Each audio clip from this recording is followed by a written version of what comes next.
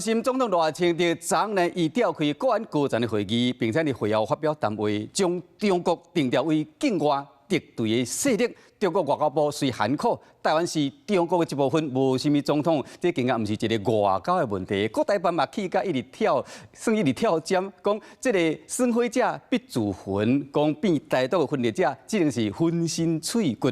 面对国际局势继续的变化，美国在地协会 AIT 强调讲，美国对台湾的承诺毋捌改变过，未来会继续协助台湾提升自我的防卫能力。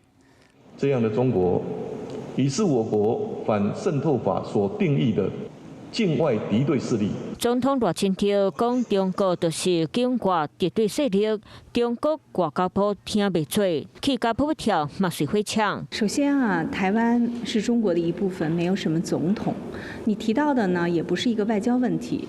我可以告诉你的是，不管民进党当局说什么，都改变不了台湾是中国一部分的事实。除了模棱中心立场，国台办嘛起价，讲歹台最近无好买，若是母台独分裂的人，将规尾骨刺肉里脆糊糊。不过，就伫咧赖总统记者会后，美国在台协会 AIT 处长郭立坚暗时伫咧面册铺文，强调阮会当明确讲，美国未放弃台湾，对台湾的承诺毋捌改变。无希望看到任何用武力或者是威胁的手段改变台海现状。阮嘛继续协助台湾提升自我防卫能力。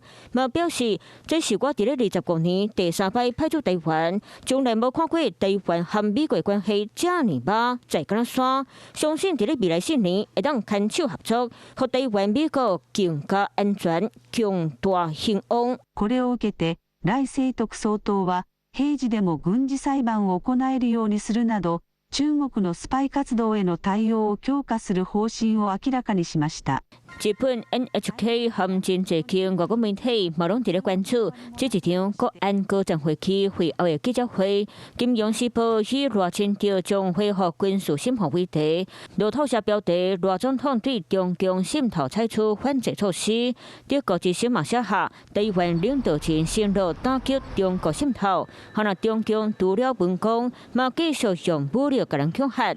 会场透早6点开始，24点钟内，国防部侦查到共计12架次，拢总中共20几架，继续伫咧台海周边绕绕踅。